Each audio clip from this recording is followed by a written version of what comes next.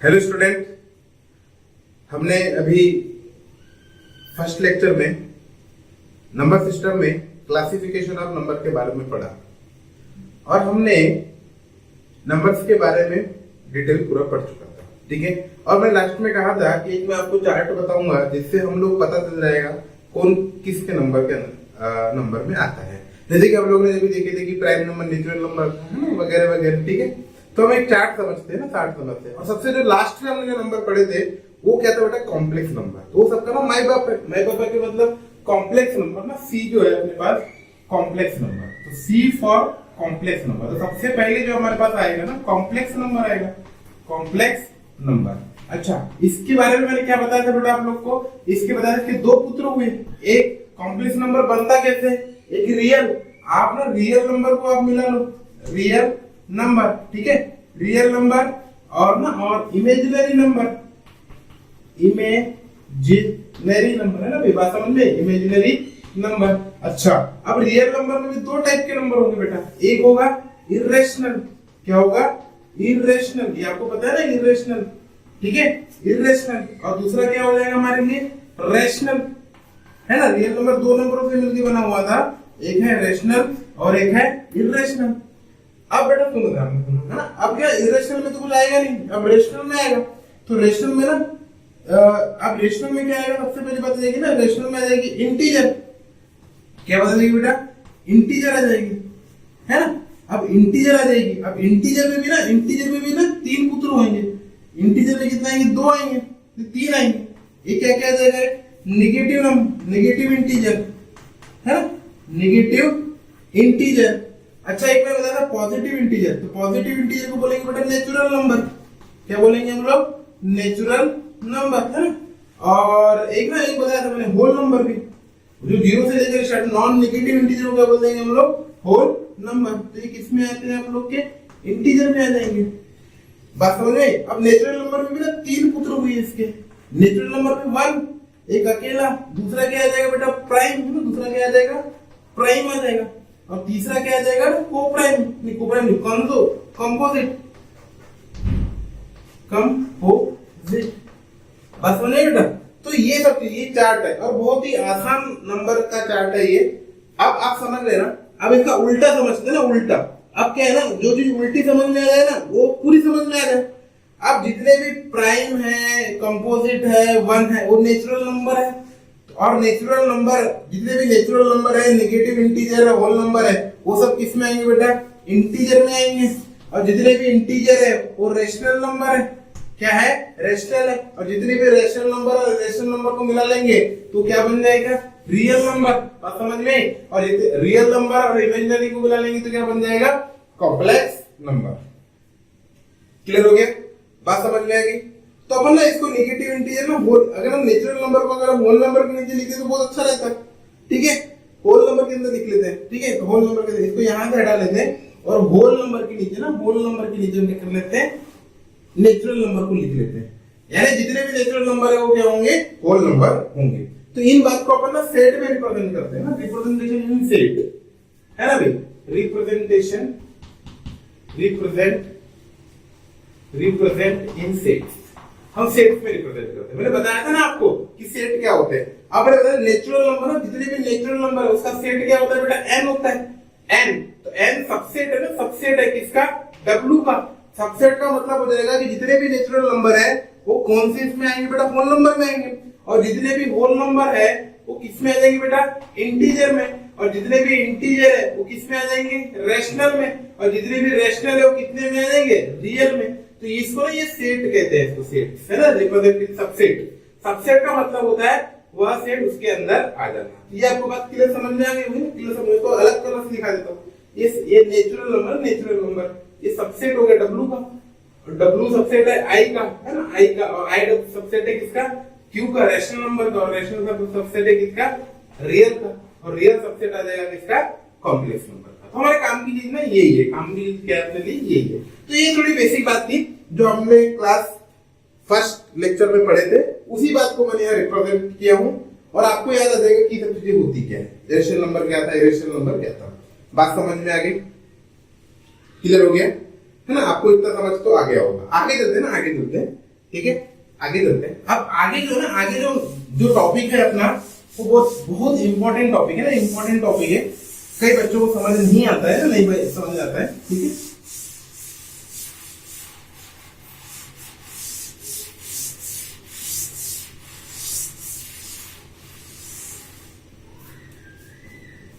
Next topic है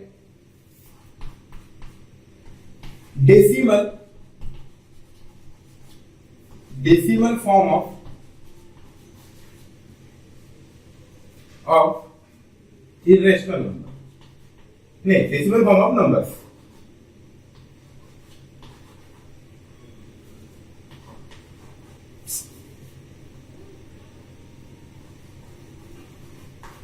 decimal form of numbers. अब sir ये डेसिमल फॉर्म ऑफ नंबर्स क्या बता रहे हो?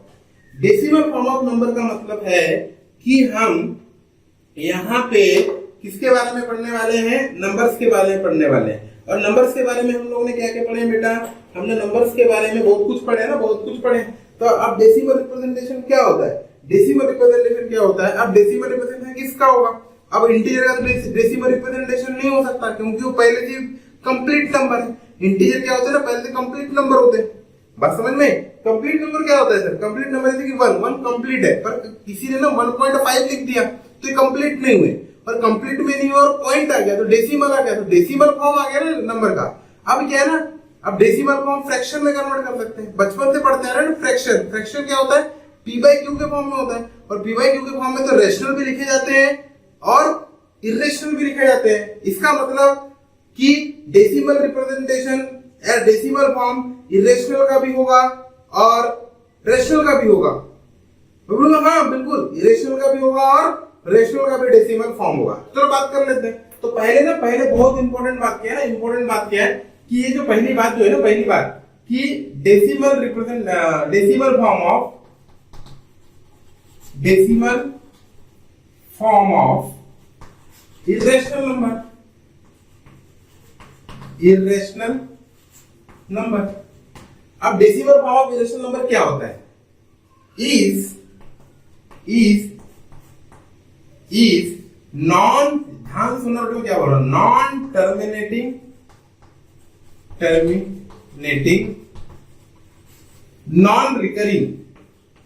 नॉन रिकरिंग यह रिकरिंग का मतलब, या और हम बोल सकते हैं repeating.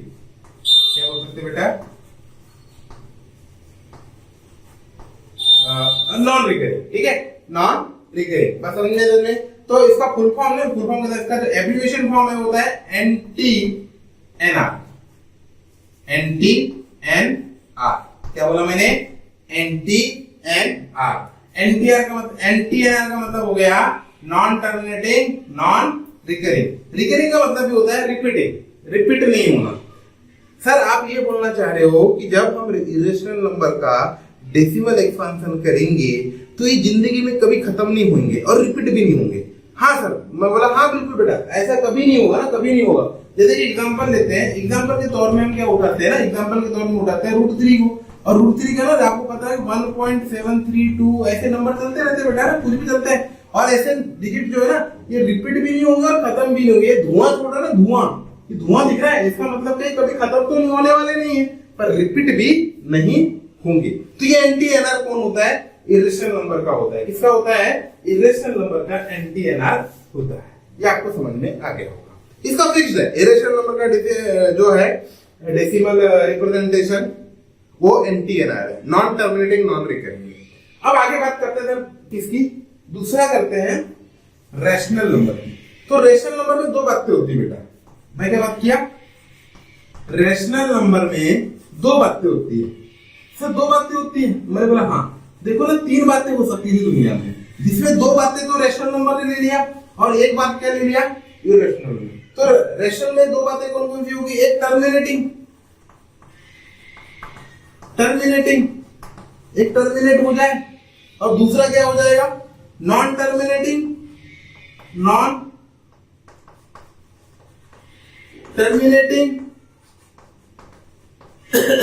Recurring, non terminating and recurring. बात समझ में बेटा? Non terminating and recurring. बात समझ में? अच्छा सर, ये terminating, non terminating and recurring, हाँ बिल्कुल। अब क्या है ना, किसी भी नंबर का डेसिमल एक्सपेंशन 3 टाइप के हो सकता था। या तो डेसिमल एक्सपेंशन टर्मिनेट हो जाए, ठीक है, डेसिमल एक्सपेंशन टर्मिनेट ना हो, और डेसिमल एक्सपेंशन टर्मिनेट नहीं होगा तो एक रिपीट होगा और एक रिपीट नहीं होगा। तो नहीं, जो खत्म ना हो और रिपीट ना हो वो तो इरेशनल लेके चला गया, बात समझ नहीं बेटा। और रेशनल नंबर ने क्या किया बताए, टर्मिनेटिंग रख लिया, ठीक है, टर्मिनेटिंग रख लिया, और नॉन टर्मिनेटिंग या रिकरिंग रख लिया। तो इसका मतलब सर, जो नॉन टर्मिनेटिंग या रिकरिंग होते हैं वो क्या कहते हैं, आईएनजी है, आईएनजी है, ठीक है, ध्यान समझना, ठीक है। वो क्या होते हैं, रेशनल नंबर होते हैं। मैं बोला हाँ, बात समझ में। अच्छा सर, इसका एग्जांपल बता दो। एग्जांपल ना, टर्मिनेटिंग का एग्जांपल ले लेते हैं। 1.7 रुक गया सर, ये 1.7 रेशनल कैसे? आपको पता है डेसिमल टू फ्रैक्शन हमने क्लास 7, क्लास 8, क्लास 6 में पढ़े हुए हैं।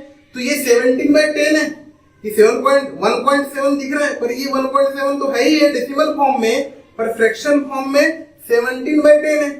तो 17/10 रैशनल नंबर हुआ कि नहीं हुआ ना बेटा? हाँ, आगे चलते हैं ना, आगे चलते हैं। आगे देखो ना, अगर हम बात करते हैं इसका एग्जांपल के तौर में 1.3 का लेते हैं। 1.3 का क्या होता है, 0.3333, ये ऐसा नंबर हो जाए जो खत्म भी नहीं हो रहे और रिपीट भी नहीं हो रहे। तो ये ना, ये हम क्या करते हैं, बचपन में पढ़ते आ रहे कि 0.3 पे क्या लगा देते हैं, बार लगा देते हैं। क्या लगा देते हैं बेटा, बार लगा देते हैं। जो समझ वो दिखाता है कि 3 क्या है, खत्म भी नहीं हो रहा बट रिपीट हो रहा।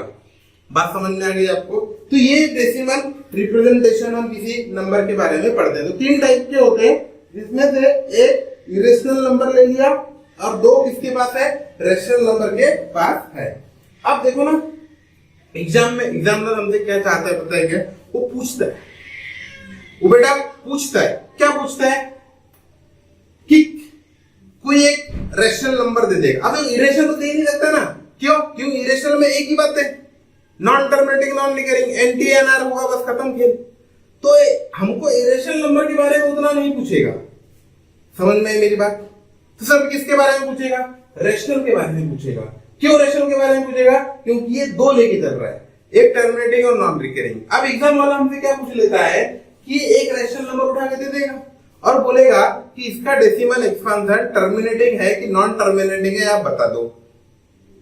सर फिर कैसा करेंगे, कैसे बताएंगे? जैसे एक तो उसका यही है कि फ्रैक्शन को डेसिमल में कन्वर्ट करना, और फ्रैक्शन को डेसिमल में कन्वर्ट कैसे करते हैं, डिवाइड लगाते हैं, है ना भाई, डिवाइड लगाते हैं। वो तो सर वो ठीक है सर, डिवाइड लगा लेंगे। पर मैंने बोला बेटा छोटे नंबर है तो ठीक है, अगर मान लो ऐसे छोटे नंबर आ गए 1/3, 5/3, 1/2, 3/4 ऐसे आ गए तो खुशी है ना, मौज है, अपनी मौज है। क्यों? क्योंकि डिवाइड लग जाएगा। पर किसी दिन एग्जाम का सटक गया, है ना भाई, उनका तो कुछ भी चलता रहता है। वो एग्जाम में तो वो चाहते हैं बच्चे परेशान हो, वो चाहते ही है ना, चाहते ही है। तो आपको ना ऐसा एक नंबर दे देंगे। कैसा नंबर देंगे सर? वो नंबर दे देंगे 31275 डिवाइडेड बाय 4357, ऐसा नंबर दे देंगे। फिर आप क्या करोगे? हाँ यार, फिर बच्चा सोचता है बिल्कुल सर, फिर बच्चा क्या करता है, कोमा में चले जाता है, वो डिवाइड तो लगा ही नहीं पाता। क्यों? अरे डिवाइड कहां से लगा पाएंगे? तो उसके लिए ना हमारे पास एक मेथड है। क्या बेटा? मेथड है, हाँ ठीक है। तो मेथड में हम लोग थर्ड पॉइंट लिख लेते हैं, थर्ड पॉइंट लिख लेते हैं, ठीक है। थर्ड पॉइंट क्या लिख लेते हैं? थर्ड पॉइंट लिख लेते हैं decimal form of fractional number, जिसमें से एक टर्मिनेटिंग है और एक क्या है, नॉन टर्मिनेटिंग है। बात समझ में आ गई? तो टर्मिनेटिंग किस रेशनल नंबर का टर्मिनेटिंग होगा उस बात को लिख लेते हैं, ठीक है। तो उस बात को अपन लिख लेते हैं। तो यहां पे लिखेंगे एक rational number if rational number x equal to p by q, है ना, x equal to p by q, और ये क्या है, रैशनल है। क्या बेटा? रैशनल है, रैशनल नंबर के बारे में बात कर रहे हैं। If x equal to p by q where p and q are coprime. मैंने बताया बेटा, हम जनरली किसके बारे में बात करेंगे, कोप्राइम के बारे में बात करेंगे। कोप्राइम क्या होता है पता है आपको? p और q का HCF 1 होना चाहिए। क्यों सर 1 ही क्यों होना चाहिए? अब क्या है ना, हम बचपन में पढ़ते आ रहे थे कि जो रेशनल नंबर है बेटा, रेशनल नंबर का हमें क्वेश्चन क्या बोलता था कि सिंपलेस्ट फॉर्म ऑफ 2/4। अब मुझे बताओ 2/4 का सिंपलेस्ट फॉर्म क्या होगा, 1/2 होगा। अब 2/4 आसान लगता है कि 1/2 आसान लगता है, आप ही बताओ। सिंपल सर 1/2 अच्छा लगता है, उसका याद भी है 0.5, और 2/4 का थोड़ा सा कोई बच्चे को याद होगा, किसी को नहीं होगा, उसको डिवाइड लगाना पड़ेगा।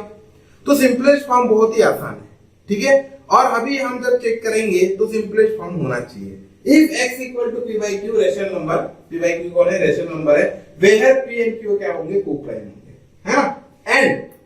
एंड और क्या होना चाहिए, एंड फॉर्म ऑफ, किसका form sir, form of q, form of q का फॉर्म। सर q का फॉर्म कैसे निकालेंगे, किसी नंबर का फॉर्म कैसे निकालते हैं, किसी नंबर का प्राइम फैक्टराइजेशन करते हैं उसका फॉर्म आता है। सर किसी नंबर का प्राइम फैक्टराइजेशन करते हैं, जैसे कि 6 इक्वल टू क्या हो जाएगा, 2 × 3, तो मैंने प्राइम फैक्टराइजेशन कर दिया, बात समझ में आ गई। तो उसी प्रकार से फॉर्म ऑफ q, ये को-प्राइम था, फॉर्म ऑफ q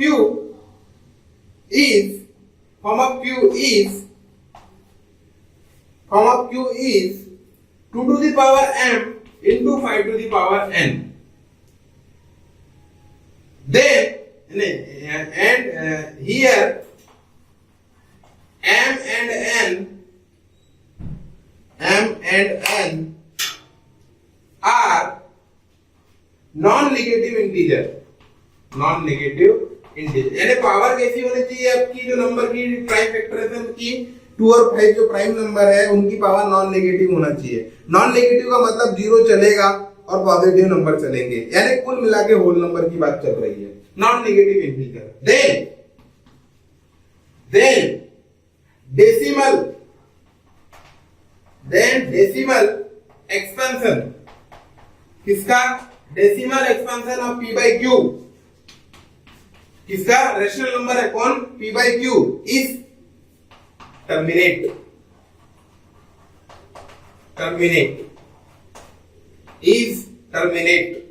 अच्छा सर, यानी आप ये कहना चाहते हो कि अगर एग्जामिनर ने हमें कोई रेशनल नंबर दिया तो हम उसका पहले सिंपलेस्ट फॉर्म निकालेंगे, फिर डिनोमिनेटर का प्राइम फैक्टराइजेशन करेंगे, और प्राइम फैक्टराइजेशन की सूरत शकल इसके जैसी दिखी तब ही उस रेशनल नंबर का डेसिमल रिप्रेजेंटेशन है, डेसिमल एक्सपेंशन टर्मिनेटिंग होगा। मैंने बोला बिल्कुल बेटा, तेरे को समझ में तो आ गया एकदम, है ना, यही बात है। किसी भी रेशनल नंबर का डेसिमल एक्सपेंशन टर्मिनेट है या नहीं, बस उसके पहले उसको तो सिंपलेस्ट फॉर्म में कन्वर्ट करो, उसके डिनोमिनेटर को बुलाओ, आजा बेटा डिनोमिनेटर, तेरा प्राइम फैक्टराइजेशन करेंगे, और तेरा प्राइम फैक्टराइजेशन करने के बाद तू अगर इस टाइप का दिखाई देता है तो तू टर्मिनेटिंग होगा, अन्यथा क्या होगा, नॉन टर्मिनेटिंग, नॉन रिकरिंग होगा। क्योंकि तो रेशनल नंबर की बात कर रही है, इरेशनल को थोड़ी बुलाएंगे अपन। बात समझे, एग्जांपल ले लेते हैं बेटा, एग्जांपल ले लेते हैं। अब एग्जांपल के तौर पे क्या लेते हैं बताइए क्या, एग्जांपल के तौर पे हम उठा लेते हैं 15/70 उठा लेते हैं, ऐसा उठा लेते हैं, 15/70 उठा लेते हैं, 70 उठा लेते हैं। अच्छा किसे डिवाइड करेंगे, 5 से करेंगे बेटा, किसे डिवाइड करेंगे, 50 में क्या करते हैं, 20 उठा लेते हैं, 20 कर लेते हैं ना, 20 उठा लेते हैं, तो 5 से डिवाइड करेंगे तो 3/4 आ गया। अब 3/4 आ गया तो 3/4 देखो 4 का प्राइम फैक्टराइजेशन 2 का स्क्वायर हो गया। सर 2 का स्क्वायर आया, यहाँ तो 5 तो दिख ही नहीं रहा। मैंने बोला दिख रहा है। बचपन में हम क्या करते थे, क्लास 8 में एक लेसन था लॉ ऑफ एक्सपोनेंट, जिसमें हम लोग ने पढ़े थे कि अगर किसी की भी पावर 0 होता है तो क्या होता है, 1 होता है। यहाँ तो इक्वल 2 है, तो मैं इनटू क्या 5 to the power 0 नहीं लिख सकता था क्या, लिख सकते थे सर, बिल्कुल लिख सकते थे। तो ये बताओ मुझे, ये ऊपर जैसे वाली फीलिंग आई या नहीं, फीलिंग आनी चाहिए।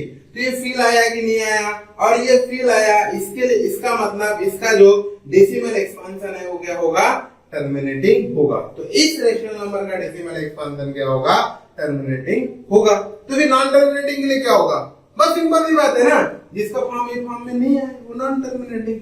बस समझने तो इस बात को लिख लेते हैं बेटा, लिख लेते हैं ना।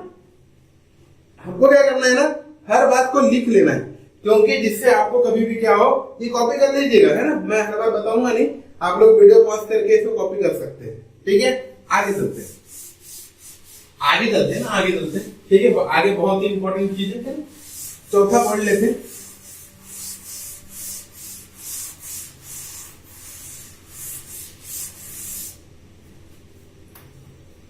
फोर्थ पॉइंट उठा देते, फोर्थ पॉइंट उठा लेते हैं। फोर्थ वही लिख लेते हैं। If x equal to P by Q, और यहां में मैं किसकी बात कर रहा हूं? रैशनल नंबर की बात कर रहा हूं। Rational number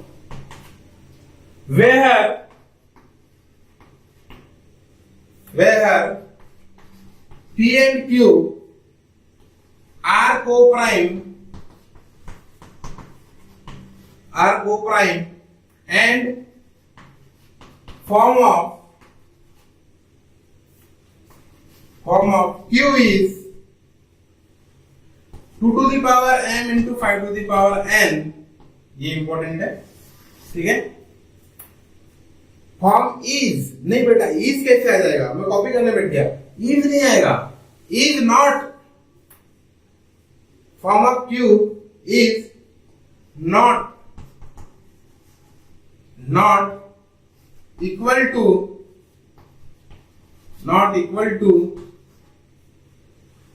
2 to the power m into 5 to the power n, where m, n are non-negative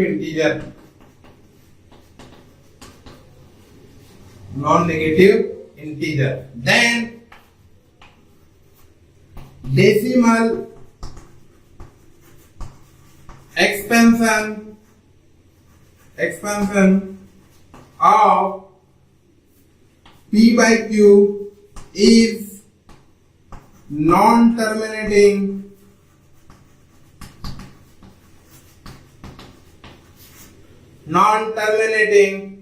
and recurring। बात समझ में आई? अगर कोई भी रेशनल नंबर है, ठीक है, उस और वो सिंपलेस्ट फॉर्म में है और उसके डिनोमिनेटर का prime factorisation 2 to the power m and 5 to the power n के फॉर्म में नहीं आता है, तो वो उसका डेसिमल एक्सपेंशन क्या हो जाएगा?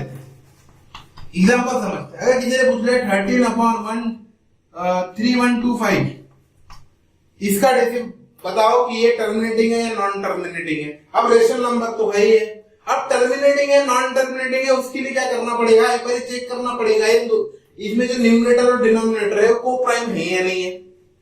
को प्राइम तो है बेटा, क्यों है? ऊपर 13 प्राइम नंबर है और नीचे जो है अब 13 से डिविजिबल तो होगा नहीं, क्योंकि लास्ट में 5 है, तो 5 है इसका मतलब 5 से डिविजिबल हो सकता है, तो ये को प्राइम तो है।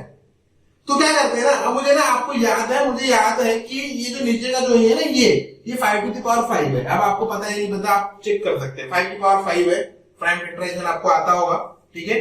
तो इनटू अब 2 तो है ही नहीं सर यहाँ पे, तो 2 की पावर 0 लिख सकता हूँ या लिख सकता हूँ? तो 2 to the power m into 5 to the power n के फॉर्म में दिखा के नहीं दिखा, तो ये तो सारे टर्मिनेटिंग हो गया, नॉन टर्मिनेटिंग चाहिए था, तो ये टर्मिनेटिंग हो गया, ये फॉर्म में आ गया ना, ये फॉर्म में आ गया। देखो ना, अपने मर्जी से एक दो नंबर लेते हैं। मैं जैसे मान ले लेता हूँ या 17 ले लेता हूँ, बस कुछ नहीं करना। क्या करना है? 17।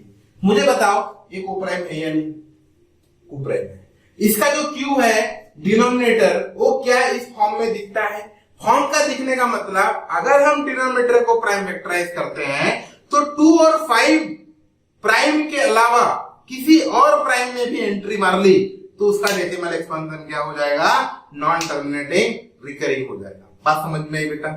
बिल्कुल। तो ये है, तो इसमें 17 दिख ही रहा है, नॉट है ना, not a form of 2 to the power m and into 5 to the power n. So its decimal expansion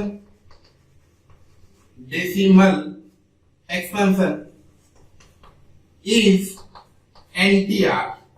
NTR का मतलब हो गया जूनियर NTR नहीं है ना, जूनियर NTR नहीं, NTR का मतलब हो गया नॉन टर्मिनेटिंग रिकरिंग। बात समझ में आ गई बेटा? तो ये आपको उम्मीद है कि यहां तक आपको समझ में आया होगा, ठीक है। ये जो यार टॉपिक है हम क्लास 10 में और डिटेल में इसके बारे में पढ़ते हैं, ठीक है। फर्स्ट क्लास में ओवरलुक कर ली क्या चीजें होती है। यहां तक आपको उम्मीद है समझ में आया होगा, आ गया होगा। अब आप क्या कर लो, इसको कॉपी कर लो, आगे फिर हम नेक्स्ट टॉपिक पे चलते हैं। ठीक है बेटा, बात समझ में आ गई? ओके, छोटी छोटी चीजें हैं जिसको आपको बिल्कुल याद रखनी है ना, छोटी छोटी चीजें, बहुत ही छोटी छोटी चीजें जिनको आपको करना बेटा याद रखना है ना। बात समझ में आ गई? छोटी छोटी चीजें।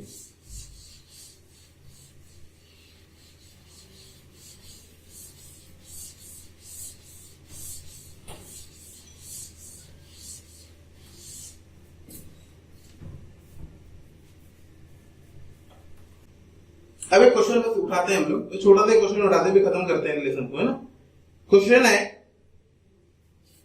है इफ 93,39 इज को प्राइम।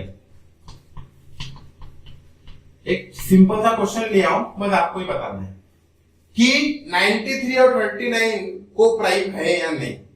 बात समझ में आई?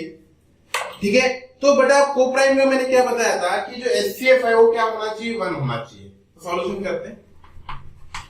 तो हियर अच्छा एचसीएफ कैसे निकालते हैं? 93 का प्राइम फैक्टराइजेशन करते हैं। ये 3 इंटू कितना हो जाएगा बेटा? 3 इंटू हो जाएगा कितना, जल्दी बताओ। 3 का डिवाइड लगा लेते हैं, 31 3 इंटू 31 हो जाएगा। ठीक है, और 39 क्या हो जाएगा बेटा? 3 इंटू 13 हो जाएगा। तो एचसीएफ क्या होता है ना, कॉमन हाईएस्ट कॉमन फैक्टर।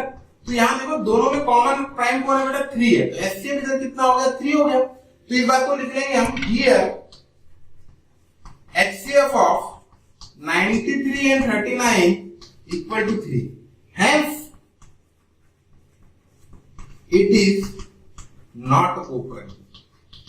ये को प्राइम नहीं होगा। बात समझ में आ गई? ऐसे अपने को क्या करना है, चेक करना है।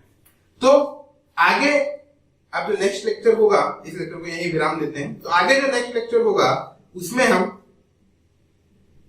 नंबर लाइन में रेशनल नंबर को कैसे रिप्रेजेंट करते हैं वो सीखेंगे। बात समझ में आई बेटा? फिर उसके आगे जो भी टॉपिक है हम नेक्स्ट लेक्चर में देखते हैं। तो इस लेक्चर को यहीं विराम देते हैं और उम्मीद है कि आपको ये आज जो मैंने पढ़ाया वो आपको बिल्कुल अच्छे से समझ में आया होगा। क्लियर हो गया बेटा? थैंक यू, धन्यवाद।